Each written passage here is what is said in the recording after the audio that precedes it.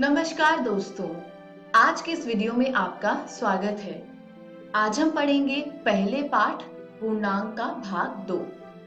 इसी पाठ की पिछली वीडियो में हमने जाना कि पूर्णांक होता क्या है, पूर्णांक कितने प्रकार के होते हैं और इन पूर्णांकों का योग किस प्रकार किया जाता है। तो चलिए इसी पाठ में आगे बढ़ते हैं और देखते हैं कि आज के इस वीडियो में हम क्या पढ़ेंगे। आज हम पढ़ेंगे पूर्णांकों का व्यवकलन और पूर्णांकों के योग के गुण। तो चलिए शुरू करते हैं पहले विषय के साथ और जानते हैं पूर्णांकों का व्यवकलन किस प्रकार किया जाता है। आपके सामने एक समीकरण दिया गया है जिसमें एक धनात्मक पूर्णांक है और एक ऋणात्मक पूर्णांक है। तो जब आप 5 में से ऋणात्मक 7 को घटाते हैं तो होता क्या है, यहाँ पर ऋणात्मक चिन्ह है और यहाँ पर भी ऋणात्मक चिन्ह है। तो जब ऋणात्मक दो चिन्ह मिल जाएं तो वो एक धनात्मक चिन्ह का निर्माण करते हैं। तो 5 + 7 होता है 12। आगे बढ़ते हैं, देखते हैं एक और उदाहरण। इस समीकरण में दो धनात्मक पूर्णांकों को लिया गया है, धनात्मक 9 और धनात्मक 4। तो जब आप धनात्मक 9 में से धनात्मक 4 को घटाते हैं तो होता क्या है, एक ऋणात्मक चिन्ह है और एक धनात्मक, दोनों मिलके ऋणात्मक चिन्ह का निर्माण करेंगे।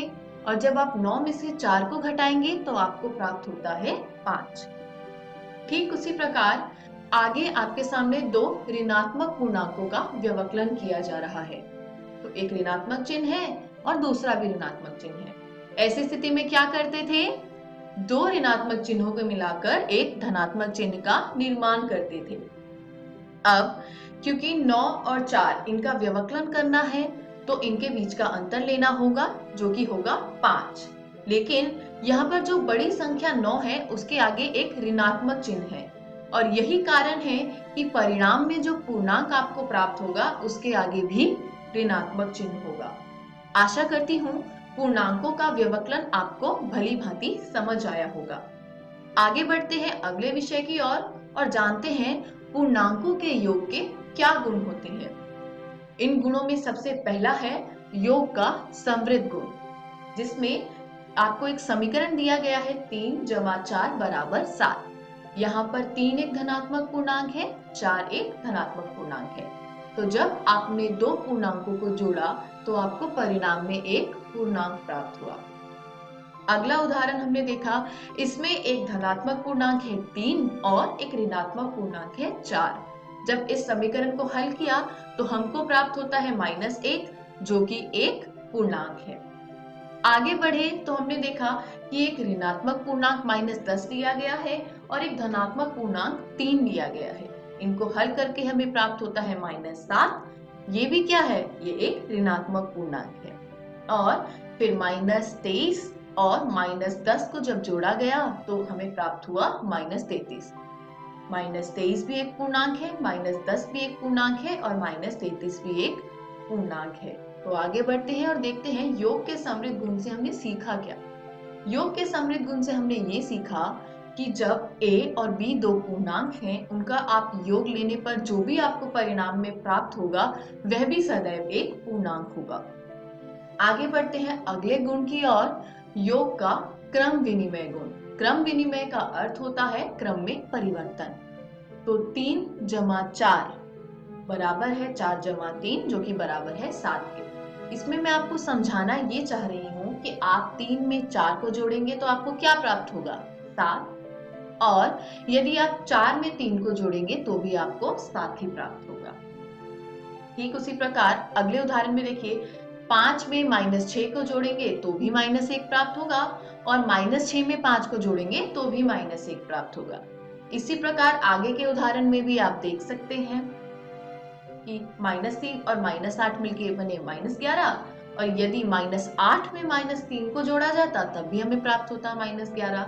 यानी यदि आप क्रम में परिवर्तन कर रहे हैं, पहली संख्या को पहले लिखिए और दूसरी को बाद में लिखिए या फिर दूसरी को पहले लिखकर पहली को बाद में लिखिए, दोनों ही स्थितियों में परिणाम में प्राप्त होने वाला पूर्णांक एक जैसा होगा। यानी a + b बराबर होता है b + a के। तो दो पूर्णांकों के क्रम में परिवर्तन करने से योग पर किसी प्रकार का कोई प्रभाव नहीं पड़ता। आगे बढ़ते हैं और देखते हैं अगला गुण, योग का साहचर्य गुण। तो यहाँ पर आपको ये बताया गया है समीकरण में कि 3 संख्याओं का योग हो रहा है। मैंने पहली स्थिति में ये किया कि पहली जो 2 संख्याएं थी 5 और 7 उनको जोड़ लिया और फिर उनका जो योग प्राप्त हुआ 12, उसमें मैंने जोड़ा तीसरी संख्या को, तो मुझे प्राप्त हुआ 15। ठीक उसी प्रकार अब हमने फिर से वही समीकरण लिया है, किंतु स्थिति में जरा सा परिवर्तन है। पहली संख्या को वैसे ही छोड़ दिया और बाद की जो दोनों संख्याएं हैं उनको जोड़ दिया, तो 7 जमा 3 मिलके हुआ 10 और इस योग में जब मैंने पहली संख्या को जोड़ा तो मुझे प्राप्त हुआ 15। यानी यदि आपको 3 संख्याओं का योग करना है तो चाहे आप पहली 2 का योग लेके तीसरे को जोड़िए या फिर बाद की 2 का योग लेके पहले को जोड़िए, आपको परिणाम एक जैसा प्राप्त होगा। यानी पूर्णांकों के लिए योग जो होता है वह सहचारी होता है। आगे बढ़ते हैं और देखते हैं अगला और अंतिम गुण, योज्य तत्सम। इसमें ये कहा गया है कि आप मान लीजिए कोई भी पूर्णांक आपके पास a है, उसमें यदि आप शून्य को जोड़ें तो आपको क्या प्राप्त होगा? आपको परिणाम में फिर से वही पूर्णांक प्राप्त होगा। यानी सभी पूर्णांकों के लिए योज्य तत्समक जो होता है वो शून्य होता है, क्योंकि शून्य को जोड़ने पर परिणाम में हमें फिर से वही पूर्णांक प्राप्त होता है। तो इसी के साथ आज का ये हमारा अध्याय समाप्त होता है। आज की इस वीडियो में हमने क्या क्या सीखा? आज हमने सीखा पूर्णांकों का व्यवकलन करना और पूर्णांकों के योग के विभिन्न प्रकार के गुण। आगे बढ़ेंगे और देखेंगे कि अगली वीडियो में हम क्या पढ़ेंगे। अगली वीडियो में हम पढ़ेंगे पूर्णांकों के व्यवकलन के गुण।